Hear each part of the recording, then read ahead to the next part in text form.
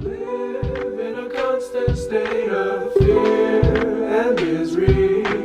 Do you miss me anymore?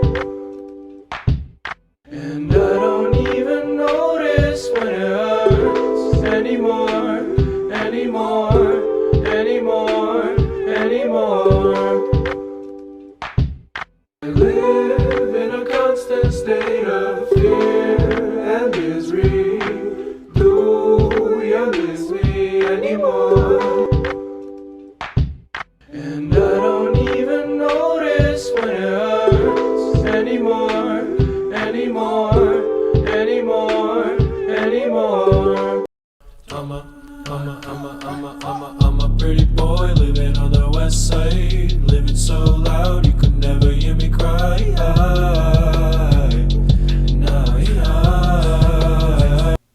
Hello everybody, this is VanX back with another video, and today's the first episode of a series I'm making called a one-of-a-kind series.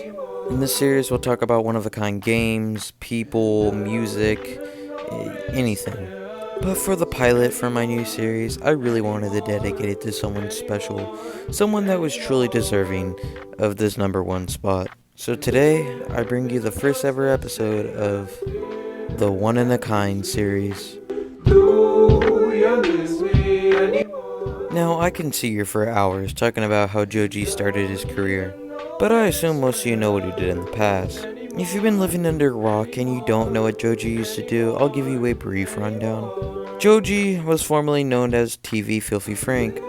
In this channel, George would do a lot of edgy stuff that was really popular back in the days.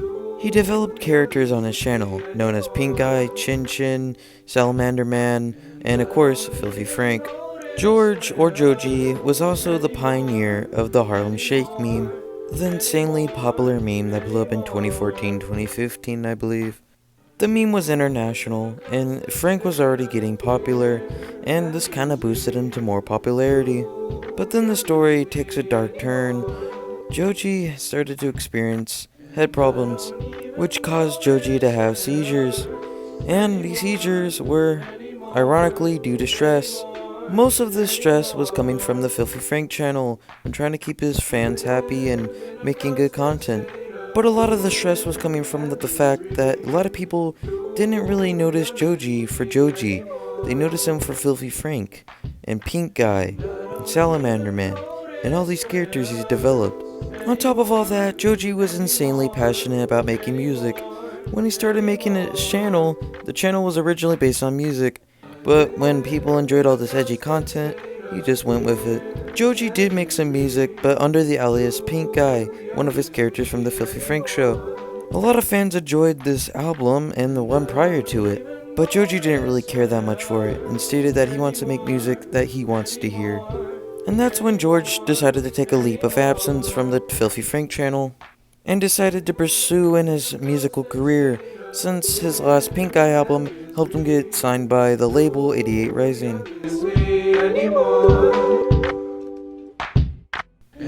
Now, I guess you can say the birth of Joji was during the Filthy Frank area. He did make himself a character on his own channel, so more people would recognize him. And he made an album during that Filthy Frank area, but was barely mentioned. For some people, they thought it was over for Joji, or Filthy Frank, because the Joji name wasn't as popular as the Filthy Frank name. And to some people, they never thought it would be as popular as the Filthy Frank name. But a little bit after that, Joji released his EP, In Tongues. In Tongues was the first project from Joji ever since he left the Filthy Frank channel, and he was put down and a lot of pressure, because a lot of people didn't think he would do that good, and he would fail as an artist. But the EP, to a lot of people's surprise, was actually really good. It's one thing to blow your haters' expectations out the waters, but to even mock them on their album is even better. Because on this album, the constant noise you will probably hear again and again is the chain noises.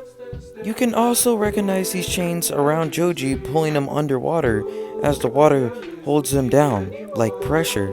A large chunk of this album revolved around being held under the pressure of if you'll ever become bigger than Filthy Frank, or if to not become bigger than Filthy Frank, become something different from Filthy Frank, then just be that, hey, Are you that pink guy, dude?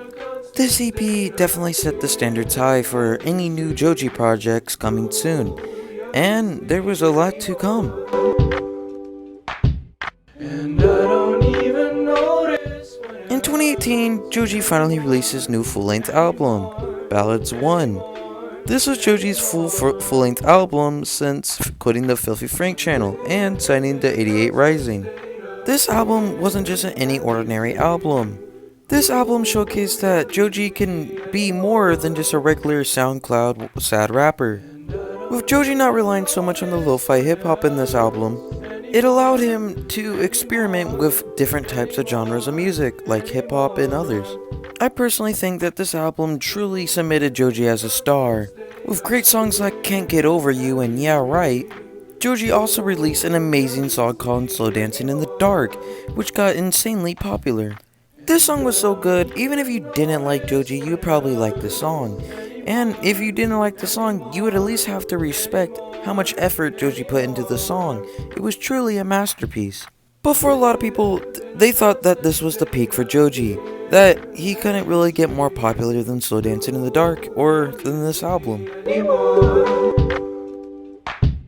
and I don't even A little bit after Ballads 1, Joji released a hit song, Sanctuary. Again, Joji showed us how talented he really was. This song showed us how well Joji was at evolving and adapting to new things. And if you don't believe me, here's an example. Joji originally started out doing comedy rap, but then evolved and changed in doing lo-fi hip-hop, and then evolved and changed in doing sad emo raps, but now has evolved into a total pop star and made a wonderful new pop song. But that wasn't the only thing this song showed us. This song really showed us that Joji wasn't just Filthy Frank anymore, that Joji wasn't just Pink Guy anymore, that Joji can move on and evolve as a person and as an artist.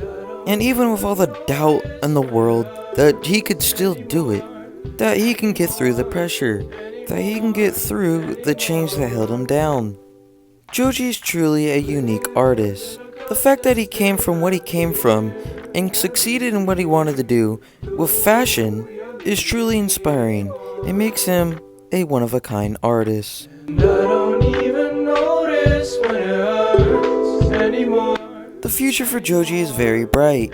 Joji is releasing a new album on July 10th titled Nectar, which the likes of me and a lot of others are very excited for. A few days ago, Joji released a new single called Gimme Love. And a few months ago, Joji released another single called Run, which did insanely well, which I believe is his best doing single to this day. The future for Joji is incredibly bright, and I do not doubt that his new album is going to be incredibly awesome. But that's for another video for another day. If you guys like this content, please make sure to subscribe and like the video. And if you guys like Joji, please pre-save his new album on Spotify, iTunes, and more. This has been Vanex, and you've been watching the One of a Kind series. Anymore.